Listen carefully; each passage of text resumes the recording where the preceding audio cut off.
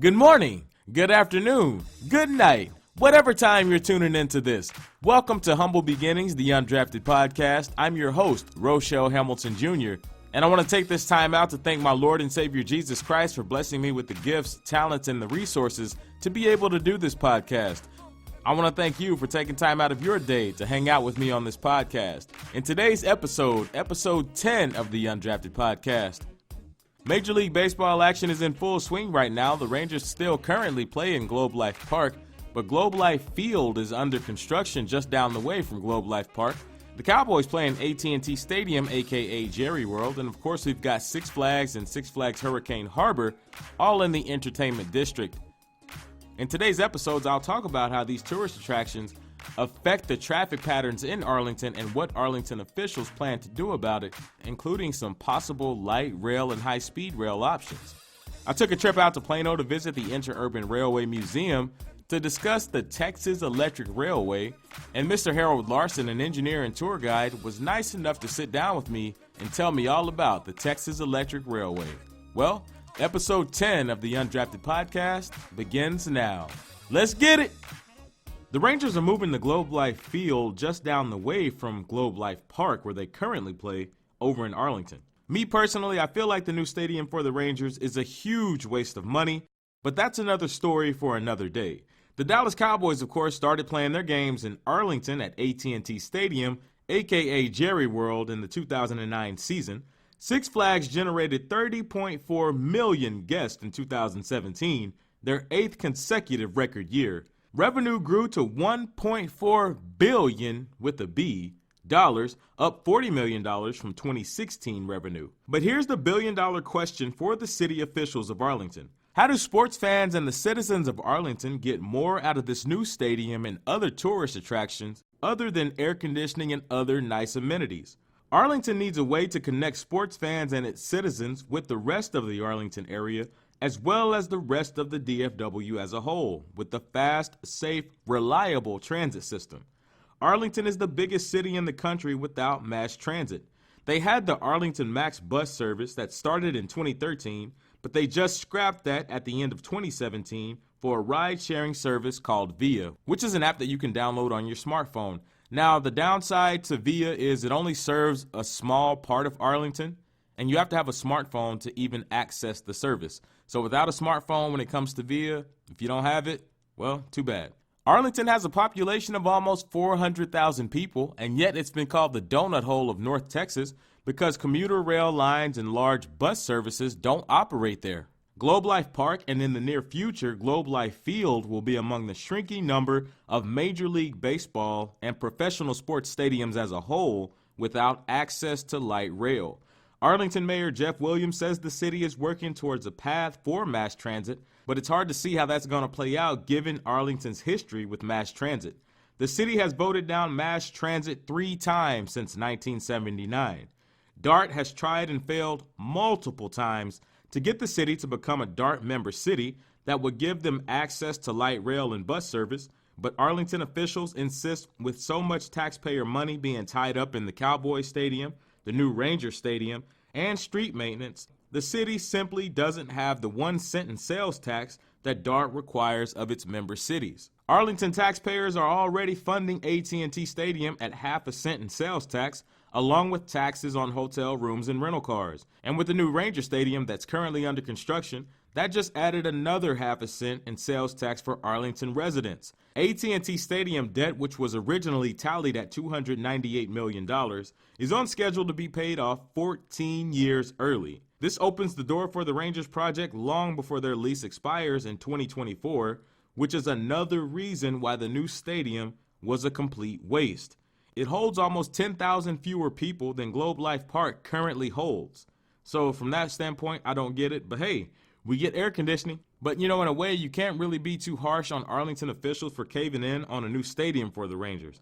Dallas leaders let it be known publicly that they wanted the Rangers in downtown Dallas, and Mayor Mike Rawlings said that he wanted to have a very public conversation about the best location for the Rangers, but Arlington wasted no time, and they said, no, sir, not today, not on our watch. When it comes to professional sports facilities, a lot of North Texas cities simply can't compete with Arlington because they simply don't have the money to allocate for it. Many North Texas cities send their sales taxes to DART, while others dedicate taxes to economic development, police and law enforcement, and parks and recreation. Arlington started committing large tax chunks to professional sports starting in the 1990s, of course, with the Rangers Globe Life Park. Since the Rangers Stadium deal passed in November 2016, Arlington still has a quarter-cent of sales tax that hasn't been committed to anything. This could be used for public transit, but this is still significantly less than other North Texas cities spend. Arlington Mayor Jeff Williams insists the city will get more creative and figure out a better plan than to have a bunch of city buses running all over the city. This is where the option of light rail, commuter rail, or even high-speed rail comes into play.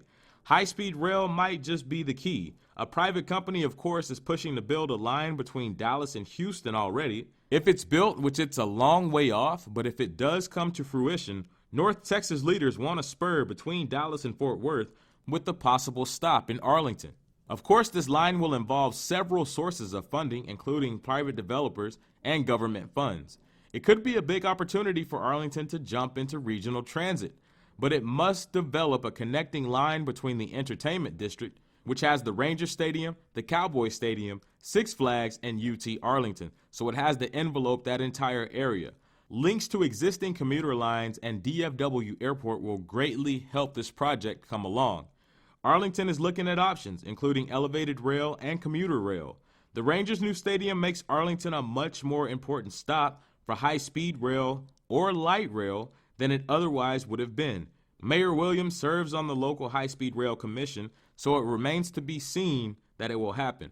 But the good thing is, it's in discussion. When it comes to Arlington and mass transit, whether you're talking about buses or light rail, the fact that they're even discussing this and having someone on the commission like Mayor Williams is a big step. It's a pretty big deal if you're one of the many people across North Texas who depend on mass transit to get you where you need to go. Now, the question is, will Arlington be willing to pay for sports and trains? That remains to be seen. Now, you're probably thinking, where's Roushell going with this? This is kind of random. Well, it's not really random. I mean, it does affect, if you're a sports fan and you come to Arlington for games, it does affect you, because I remember in 2016, myself, my dad, and my cousin, we went to a game between the Cowboys and the Eagles, and this was a great game. This was Carson Wentz's first game in Dallas. My dad is a huge Cowboys fan. I just went just because I love football, and my cousin, we just went just to have a good time, and the game was great. You know, that was the game where they went into overtime, and Dallas got the ball. Dak Prescott drove the team down the field, and he ended up hitting Jason Witten, the recently retired Jason Witten, in the back of the end zone in overtime, who was basically uncovered, and Dallas won the game. Now, the biggest headache, I've never had as big of a headache getting out of an NFL stadium as I have had when we were leaving that stadium that night. We weren't even going very far away from the stadium, and it took us an hour to get out of there because the traffic, simply the traffic. You have North Collins Street, which is one of the biggest thoroughfares through Arlington. It's constantly busy on any given day, at any given time. And then you have all of the little side streets, and you have all this traffic trying to get out of the stadium. You know, that stadium holds almost 100,000 people. So you have the everyday Arlington traffic, or the everyday traffic in the area. Plus you have all these people trying to exit out this one facility. And as far as leaving the stadium, you have people walking in all kinds of directions. You have people parking in the surrounding neighborhoods. You know, whenever you go down to that stadium, you see tow trucks in and out of there, left and right. I mean, it's like chips. We've heard stories of people parking in people's yards, people blocking people's driveways in the surrounding neighborhoods, going to these games. There's a big Walmart across the street from the stadium. And if you ever just kind of just sit out there, even if you're just tailgating, you'll see just a line of tow trucks in and out of the parking lot, because a lot of times what people like to do, they think it's okay for them to go park in the Walmart parking lot to go to the game. Well, Walmart, they have security guards that sits over, you know, across from the parking lot, sit and wait for these people to walk across to the stadium. And then as soon as they walk across the street to the stadium, they're calling the tow truck company. And I mean, the line of tow trucks in and out of there, it's like a movie, man. I mean, it's like chips. I mean, it's just one after the other.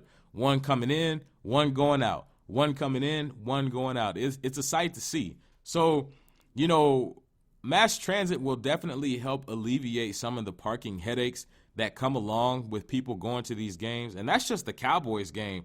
That's not even counting the Rangers game. And good Lord, don't let it be a Sunday or a Monday when the Cowboys and the Rangers both are playing on the same days. You talk about a straight up headache. That is a straight up headache. But, this particular episode was a neat way for me to be able to tie in trains to sports, because if you know me, you know I absolutely love trains. I have loved trains since I was a kid. And it's funny, growing up, all I wanted to do was be a locomotive engineer. Like, that's all I wanted to do. Going through school, I wanted to work for the railroad. Even when I graduated high school, I originally went to college as an engineering technology major. And I talked to some people who worked for the railroad, and they told me I didn't need it because I hated the classes. So as soon as they told me I didn't need an engineering degree to be a locomotive engineer, I went and switched my major to communications. It's funny how things play out. My plan did not work out, and I'm perfectly okay with that. God's plan took over my life, and I love where I'm at. I love where I'm going, and I'm letting God handle this. So, God, I am perfectly okay with what you're doing in my life. So, where was I? It's funny, growing up as a kid, there were guys in my church who worked for the railroad. They were locomotive engineers. Mr. Harold Stewart, my pastor's brother, Mr. William Randall, and another gentleman, Mr. Willie Shaw. These three gentlemen, they're some of the nicest people that you would ever meet. And it was funny. They never, and here I am, I was just a kid, and I would ask them some of the most random questions about trains. What is it like when you blow the horn? And is it hard to operate a train? And, why does a train make that hissing sound sometimes when they're sitting still? Just random stuff like that. And these gentlemen, they always took time out to answer whatever question that I had. They never treated me like I was bugging them or getting on their nerves. And, they even took me to the depot sometimes and kind of just let me just be around the trains. I never got to get on one because of railroad regulations at the time. But you know what? I take that back. Mr. Harold Stewart actually took me on a train trip. BNSF did an employee train trip one year. And they went from like Amarillo to Dalhart. And he took me on that as part of his group. So that was really neat. Or these gentlemen always took time out to kind of just talk to me about my dream and whatever it was that I, wanted to discuss with them. So for that, I just want to take time out and say thank you to those gentlemen for always answering my questions and spending time with me when they really didn't have to be honest. Of course, when it comes to light rail and commuter rail around the DFW area, we have DART and we have the TRE, the Trinity Railway Express, which goes between Dallas and Fort Worth. DART is a neat deal. The neat thing about DART is DART has over 90 miles of track across the entire DFW area, and DART at one time was actually the largest light rail commuter network in the entire United States. I believe they were recently overtaken by the BART system, the Bay Area Rapid Transit System out in San Francisco, but make no mistake about it, DART still has one of the largest light rail networks in the United States, which is a neat deal.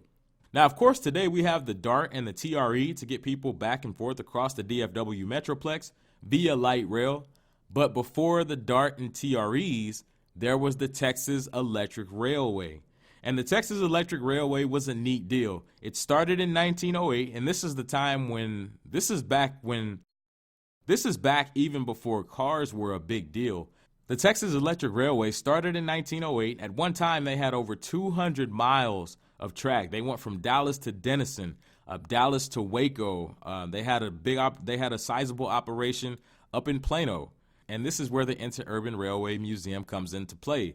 The Interurban Railway Museum is actually one of the old depots for the Texas Electric Railway, and they've got one of the electric railway cars out there that you can go and you can get inside of it, take a little tour of it.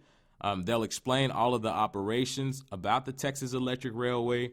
And inside the museum, there's the old dispatch office. There's some old equipment in there. There's neat exhibits, neat displays in there. There's all kinds of stories about the Texas Electric Railway and about the DFW area as a whole back then.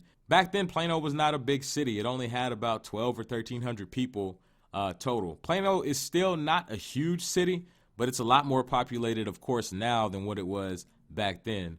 Well, anyway, I was able to take a trip out to Plano to the Interurban Railway Museum, and I was able to sit down with Mr. Harold Larsen, who's an engineer and one of the tour guides for the museum. He was gracious enough to sit down with me and talk to me about the Interurban Railway Museum, the Texas Electric Railway, what it was, how it came to be, how it affected the DFW area, and more. Take a listen. While we get started, can you explain to me what is the Interurban Railway Museum?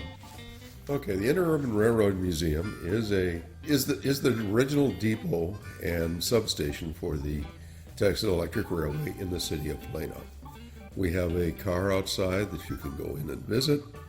You have exhibits, some temporary, some permanent, including right now we have one on women during the World War I and II, to showing how they took over some of the jobs for the men that were now serving overseas. We also have the original waiting room. There's some interesting things to see there. But the main room is the main gallery. In there we have an electric train. We have a replica of the back of the train, and you can reset the trolley wheel, get information about how the substation worked, and just general things to look at, to do. We try and keep some of it where you have some activities that you can do. As I say, buttons to push, levers to pull, things of that nature. So it's not just, yeah, I read that. Right. So you can have a pretty good time here. Okay. How long has the Interurban Railway Museum been around? It was originally started in the late 1980s. At that point, we were rebuilding the building, getting the car refinished. A lot of work that had to be done to both. The museum itself opened in the late 1990s, and it was in 2001 that we opened on a daily basis. We're open 10 to 2 on weekdays, 1 to 5 on Saturday. Okay. How big of an impact has the railroad industry specifically had on Plano? Well, the original railroad, the Houston and Texas Central Railroad, was what started to make the city. I mean, you need a venue to get people in, take things out such as crops and other things, and to get people to move around the country. We didn't have the railroad. It was be a pretty small, nothing town. A lot of them died over the years. The Texas Electric Railway gives you a chance to have a work somewhat like a suburb does today. You could catch that train every hour going downtown Dallas or out to Sherman or Denison. So you don't have to live close enough to walk to work. That was a big thing for people. Also, you can go downtown and enjoy a movie, go downtown and see some of the sights. So it made life a little bit easier and a little better for people. Okay. Now, cranes are a big part of the focus here at the Interurban Railway Museum. I can't say that word for some reason. They're a big part of the focus here, but what are some of the other exhibits and things that you all focus on as well? Because we're an electric railway, we set up some experiments. These are designed for basic electricity. We have some that show the difference between alternating and direct current. We have an electric flame. We have a motor that you can see what the internal parts are and show how it runs. There's a generator, there's some motors, and there's some circuits. Almost all this stuff is fairly basic, but they're fun. Right. It gives you a little bit more to do than just come and just look at pictures and things like that. Yeah, the last one we did, the last exhibit we had was a ring toss. This throws a ring straight up about 8 feet, and it shocks everybody. It's a lot of fun just to do it. Yeah, I remember doing that the last time. That was fun. That was a lot of fun. Are you a big sports guy? We talk a lot about sports on the Undrafted Podcast. Just out of curiosity. Not really. My college was pretty good, though. I graduated from North Dakota State University in Fargo, North Dakota, and we won a few national championships. So, so they were just a little good. Well, I guess speaking of sports, we have the Rangers out in Arlington as well as the Cowboys stadium out in Arlington. And of course, Dart and the TRE are the big deals now, train-wise or commuter rail-wise. Could you ever imagine Dart or TRE serving that area, given the population and the tourism and things like that? It's more a decision of the city of Arlington. It would be very nice. It would make things a lot easier for a lot of people to have a light rail system going into the town. I know I've taken the train to the American Airlines Center, and that works out nice. You can just walk outside, get on the train, take it around. You don't pay all that excessive parking. You get a comfortable ride. You don't have to worry about where I parked, how far away it is, and everything else. And it takes you back to your town. So I like it. Oh yeah, absolutely. The Texas Electric Railway, it was Dart and TRE before Dart and TRE existed. With everything that we know about mass transit today, is it neat to see how Dart and TRE have come along, given what you know about Texas Electric Railway? It does. I mean, now the Texas Electric Railway went over a bigger distance, but again, it was because these were some very small towns at that time. So we needed a pretty good base. It went from Dallas to Denison, Dallas to Waco, and things of this nature.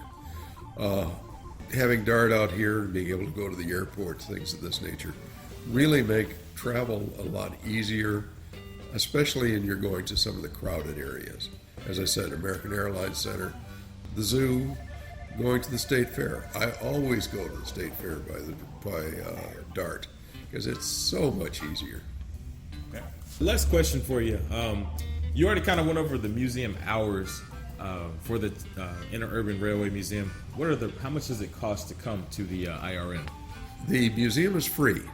We have a donation box, but you do not have to put anything in it. We welcome everybody. You'll have a good time. We escort you out on the train. We talk about things. Some are funny, some are not. But you get to learn a little bit about what it was like to live in this area between the wars. Okay, was there anything else you wanted to add? No, but just please come by. Well, that's my time for episode 10 of the Undrafted Podcast. I want to thank my Lord and Savior Jesus Christ for giving me the gifts, talents, and resources to do this podcast. Thank you for taking time out of your day to come and hang out with me on this podcast. And thank you again to Mr. Harold Larsen and the whole staff at the Interurban Railway Museum for being so nice and so accommodating. I truly appreciate your time and your generosity. Don't forget, you can follow the Undrafted Podcast on Instagram at the Undrafted Podcast and on Twitter at the Undrafted Pod. And remember, do your best and let God handle the rest. Be blessed.